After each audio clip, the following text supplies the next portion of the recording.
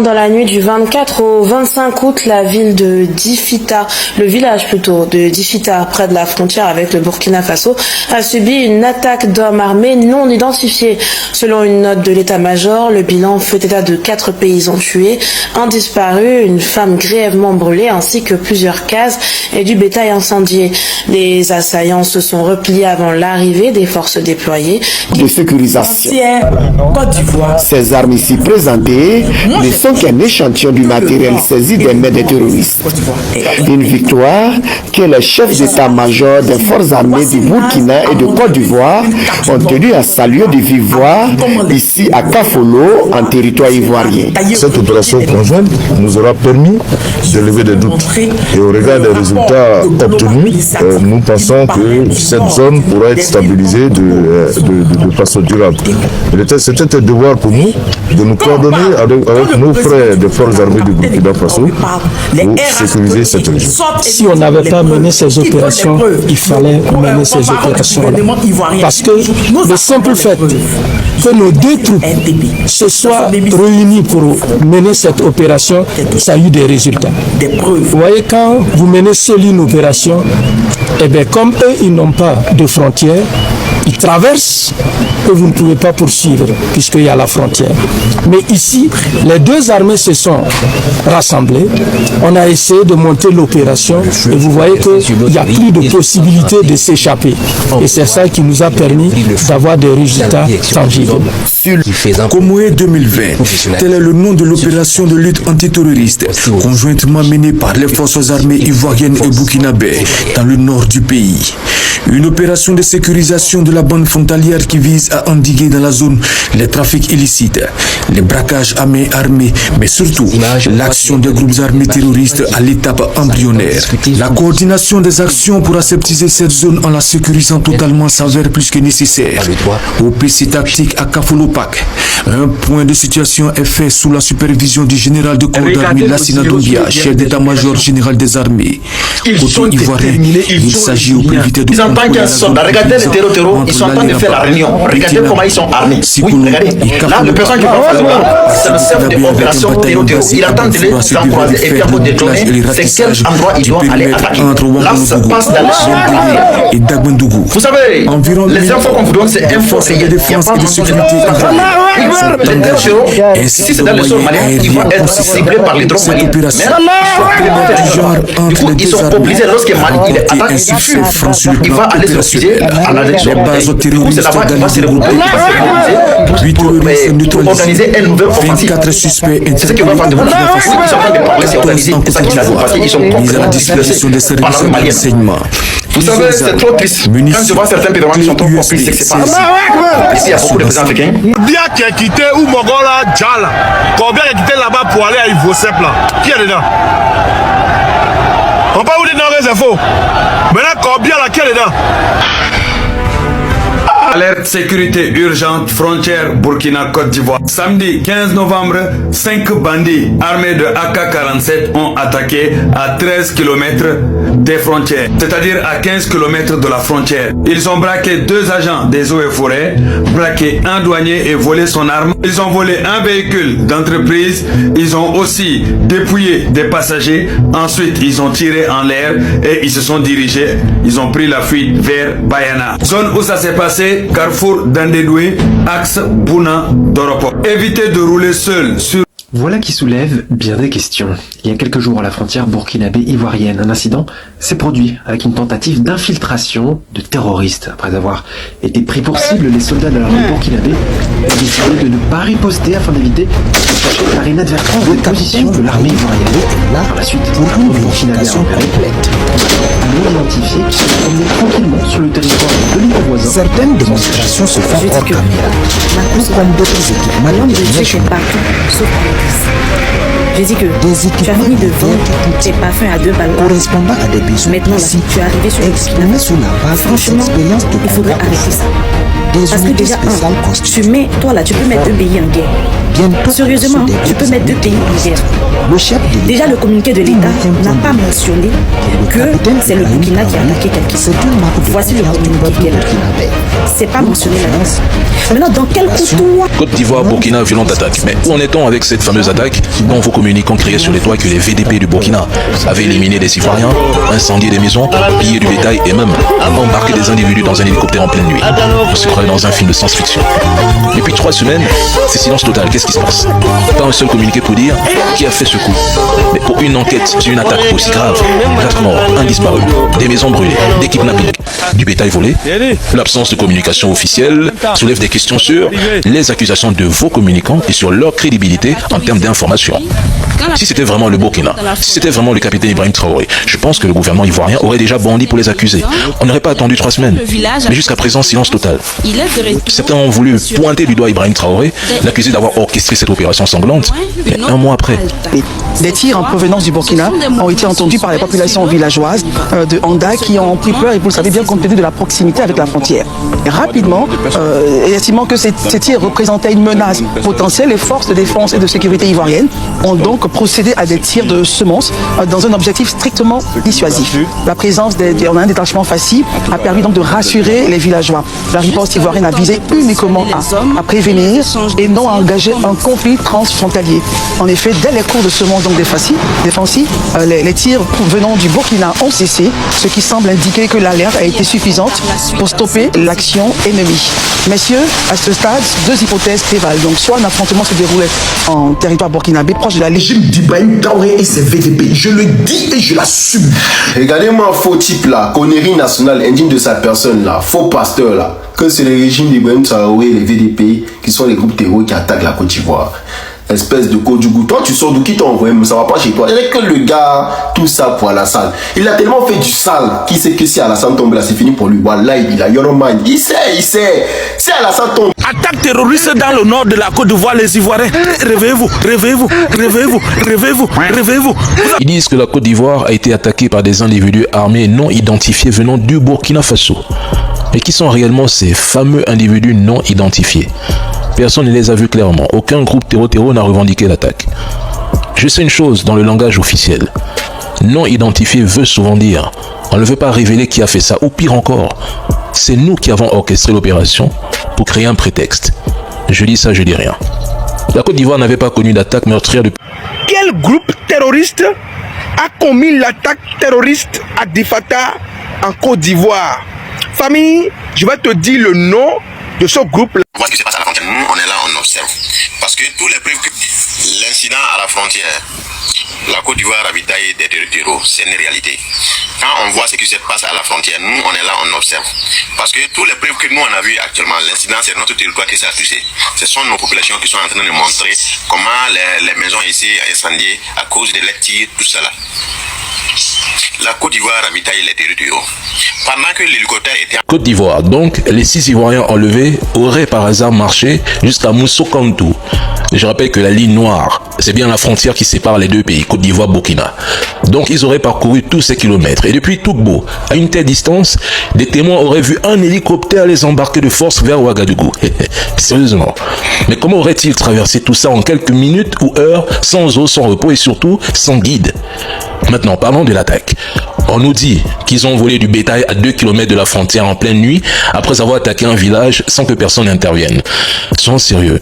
Déplacer un troupeau dans ces conditions, ça prend du temps, ça fait du bruit, ça laisse des traces et ça exige de la force. Pourtant, selon la presse qui vénère, les assaillants auraient disparu avant l'arrivée des soldats.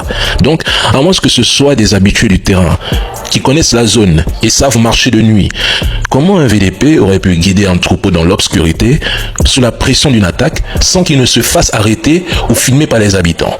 Et encore mieux, ils auraient eu le temps de filer à pied sans jamais être détectés. Attaque au niveau de la frontière Côte d'Ivoire-Burkina. 5 individus armés de AK-47 ont attaqué à 13-15 km de la frontière Côte d'Ivoire-Burkina. Ils ont braqué 2 agents des eaux et forêts.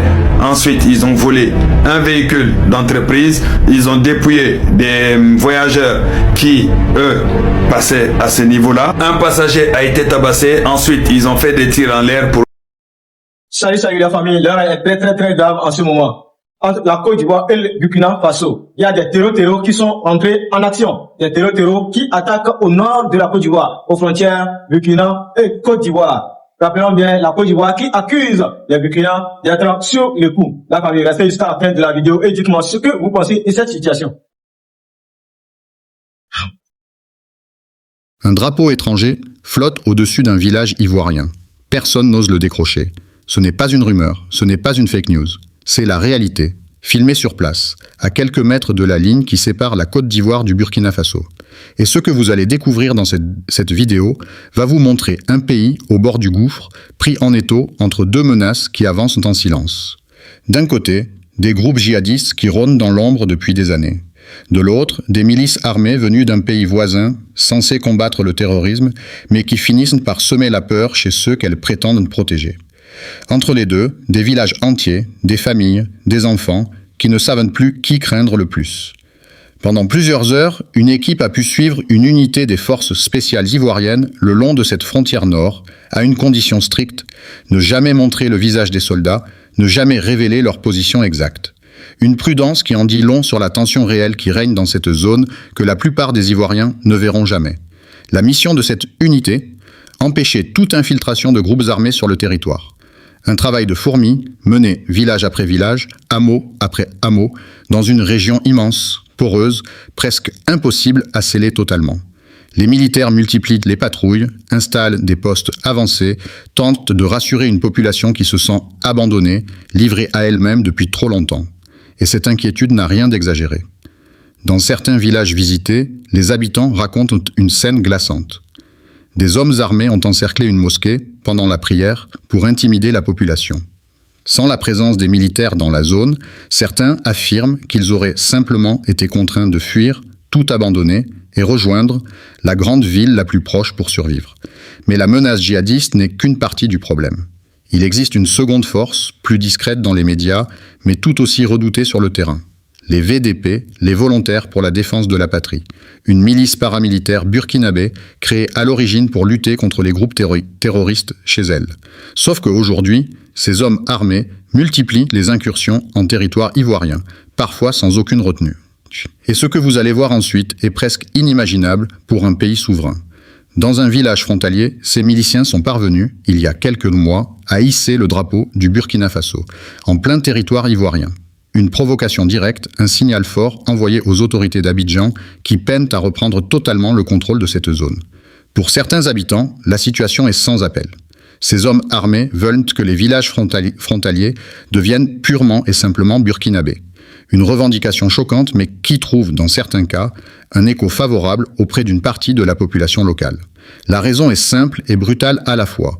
De nombreuses familles ont des membres répartis des 2 côtés de la frontière, parfois depuis des générations. Les liens du sang dépassent parfois les frontières tracées sur une carte. Mais pour la majorité des habitants, c'est la peur qui domine. Un très grand village s'est presque vidé de sa population, des familles entières ayant préféré fuir vers le Burkina plutôt que de rester sous la menace constante. Certains habitants racontent que leurs propres terres agricoles chevauchent la frontière et que désormais, croiser un ancien voisin devenu milicien armé peut signifier la différence entre la vie et la mort. Face à cette situation explosive, les autorités militaires locales se montrent étonnamment mesurées. Le commandant de la zone opérationnelle Nord minimise une partie des tensions, évoquant des habitudes anciennes, des gens qui ont longtemps vécu sur ces terres et qui, par réflexe, continuent de les considérer comme les leurs. Selon lui, chaque incident finirait toujours par se résoudre par le dialogue, sans débordement majeur. Une version rassurante qui se heurte pourtant à une réalité bien plus sombre sur le terrain. Car à seulement 2 km de la frontière burkinabé, une attaque a coûté la vie à 4 personnes, il y a quelques mois à peine. Officiellement, les autorités évoquaient à l'époque de simples individus armés non identifiés. Une formule prudente, presque trop prudente, qui évite soigneusement de nommer les responsables. Sur place, les témoins racontent une autre histoire. Une attaque d'une violence inédite, jamais vue depuis la création du village. Les champs ont été brûlés, réduisant à néant des mois de travail et la seule source de nourriture de toute une communauté. Par peur de représailles, la plupart des témoins refusent de révéler leur identité à visage découvert. Et la raison de cette attaque est encore plus troublante. Selon plusieurs habitants, les assaillants seraient venus réclamer quelque chose de précis, que les hommes du village prennent les armes, pour combattre à leur côté contre les groupes djihadistes au Burkina Faso. Une demande que la population locale a catégoriquement refusée, affirmant n'avoir jamais vu le moindre terroriste sur leur sol. Ce refus, selon eux, aurait directement déclenché les représailles meurtrières. Après cette attaque, une partie des habitants a tout simplement fui, abandonnant leurs maisons, leurs terres, leur vie entière construite au fil des décennies. L'un d'eux, réfugié chez des proches dans une ville plus éloignée de la frontière, a perdu 3 membres de sa famille ce jour-là. Il raconte, la voix brisée, ne plus pouvoir regarder les photos de cette journée sans ressentir une douleur immense. Les nuits qui ont suivi l'attaque, il n'arrivait plus ni à manger ni à dormir. Avant cette tragédie, il cultivait du riz, du maïs, possédait même un champ d'anacardier, une activité florissante qui faisait vivre toute sa famille. Aujourd'hui, dans cette nouvelle ville où il a trouvé refuge, il n'a plus aucune activité, aucun moyen de subsistance. Sa survie ne tient désormais qu'à la solidarité des autres, à l'aide ponctuelle de ceux qui acceptent de partager le peu qu'ils ont. Cette insécurité touche particulièrement durement une catégorie bien précise de la population, les éleveurs. Car le vol de bétail est devenu, ces dernières années, la principale source de revenus pour les groupes armés présents dans la région, qu'il s'agisse des djihadistes ou des miliciens VDP. Un trafic lucratif, organisé, qui ruine des familles entières en une seule nuit. Un éleveur raconte, presque incrédule, avoir réussi à retrouver ses bœufs volés grâce à un réseau informel d'entraide entre éleveurs, un système de partage d'informations qui permet parfois, mais pas toujours, de récupérer ce qui a été pris par la force. Une petite victoire, presque miraculeuse, qui ne suffit cependant pas à apaiser une peur devenue permanente dans toute la région. Car depuis le retour de certains groupes armés au Burkina Faso voisin, les vols de bétail se sont intensifiés de façon spectaculaire. Il devient presque impossible de passer une semaine entière sans qu'une nouvelle disparition de bétail ne soit signalée quelque part dans la zone. Et la méthode a changé. Désormais, les voleurs sont armés, n'hésitant plus à menacer directement les bergers pour s'emparer du troupeau. Et comme si la situation n'était pas déjà suffisamment complexe sur le terrain, un autre élément vient compliquer dramatiquement la gestion de cette crise frontalière. Les relations diplomatiques entre Abidjan et Ouagadougou sont au plus bas. Le chef de la junte burkinabé accuse régulièrement, publiquement, la Côte d'Ivoire d'héberger en secret des bases arrières pour les groupes djihadistes. Une accusation explosive qui empoisonne durablement toute possibilité de coopération sécuritaire entre les deux pays voisins. Sur le terrain, les conséquences de cette froideur diplomatique sont immédiates et concrètes. Lors d'une attaque djihadiste survenue récemment au Burkina Faso, à seulement 20 km de la frontière ivoirienne, les militaires ivoiriens n'ont tout simplement pas pu réagir à temps pour verrouiller les points de passage frontaliers concernés. L'absence totale de coordination entre les deux armées laisse des brèches béantes exploitées par les groupes armés des deux côtés de la ligne. Face à l'impossibilité de compter sur son voisin, la Côte d'Ivoire a choisi une autre stratégie: renforcer drastiquement ses propres capacités de renseignement. Depuis plusieurs années déjà, le pays s'est doté de drones de surveillance, capables de parcourir plusieurs kilomètres pour observer en continu les mouvements suspects et alerter le commandement en cas de menace imminente. Et ce que vous allez découvrir dans la suite de cette vidéo va encore plus loin que la simple réponse militaire. Car face à une région parmi les plus pauvres du pays, les autorités ont compris une vérité essentielle. Les armes seules ne suffiront jamais à gagner cette guerre silencieuse.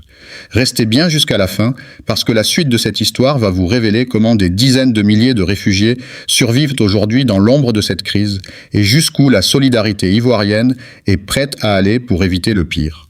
115 000. C'est le nombre de réfugiés recensés dans cette seule région du nord de la Côte d'Ivoire.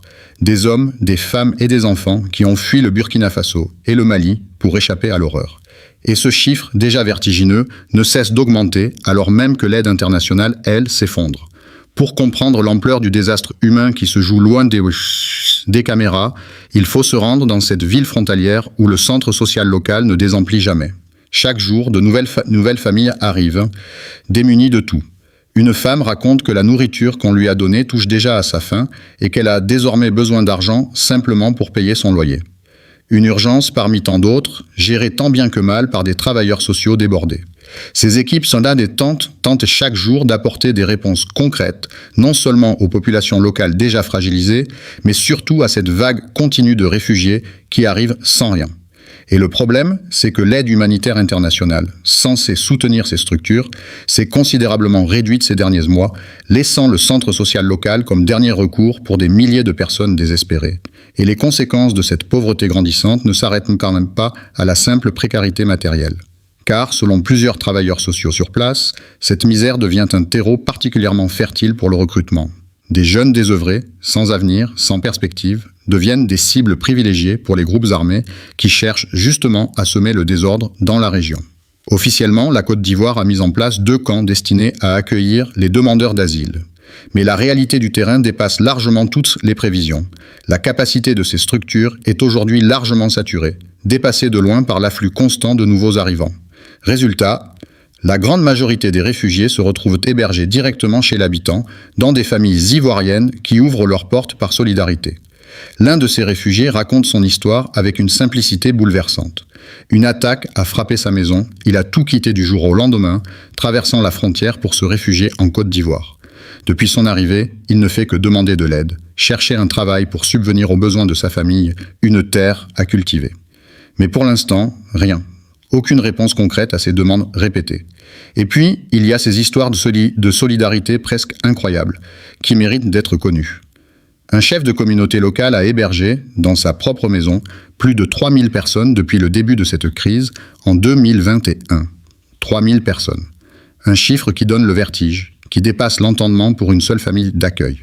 Il raconte avoir dû fabriquer lui-même des nattes pour que les nouveaux arrivants puissent dormir, accueillant chaque soir une vingtaine de personnes supplémentaires sous son propre toit. Ce témoignage révèle quelque chose d'essentiel, presque contradictoire, avec les tensions diplomatiques officielles entre les 2 pays, malgré les déclarations hostiles entre Abidjan et Ouagadougou, malgré les accusations réciproques, la solidarité entre voisins, entre populations qui se connaissent depuis des générations, continue d'exister sur le terrain, intacte, presque indestructible.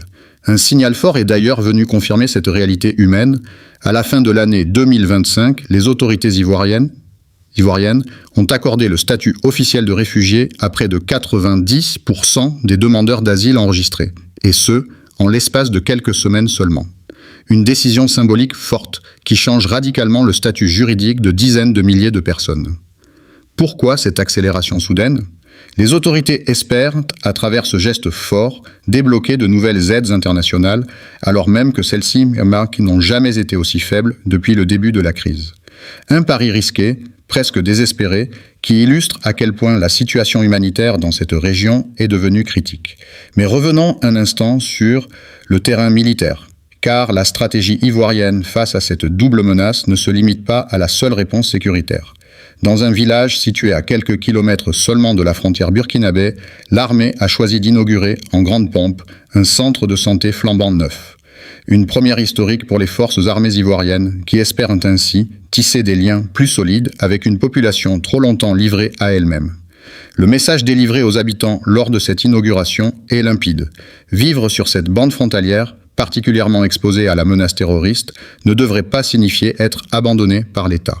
Ce centre de santé, implanté volontairement au plus près des populations, vise justement à minimiser les longs déplacements dangereux que devaient auparavant effectuer les habitants pour se soigner. Un geste présenté comme une preuve concrète de solidarité, dans l'espoir de bâtir ensemble une sécurité durable pour toute la zone. Car les militaires eux-mêmes l'admettent, dans une région aussi pauvre, la seule réponse par les armes ne suffira jamais à éradiquer durablement la menace.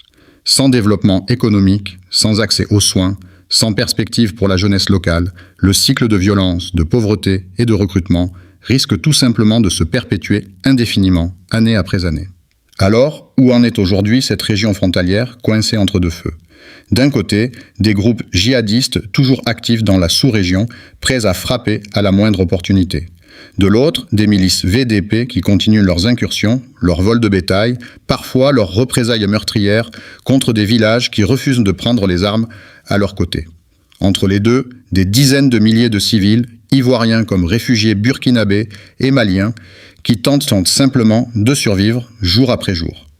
Une chose est certaine, Tant que les tensions diplomatiques entre Abidjan et Ouagadougou resteront aussi vives, toute coopération sécuritaire efficace entre les deux armées restera quasiment impossible.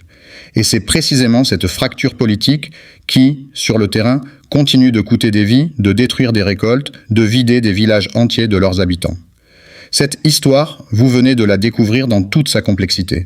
Une frontière poreuse, 2 menaces armées, une population prise en étau et malgré tout, des actes de solidarité humaine qui forcent le respect. Cette région du nord de la Côte d'Ivoire reste aujourd'hui l'une des zones les plus surveillées, mais aussi les plus fragiles du pays. Et son avenir dépendra autant des armes que de la capacité de l'État à reconstruire la confiance avec une population trop longtemps oubliée.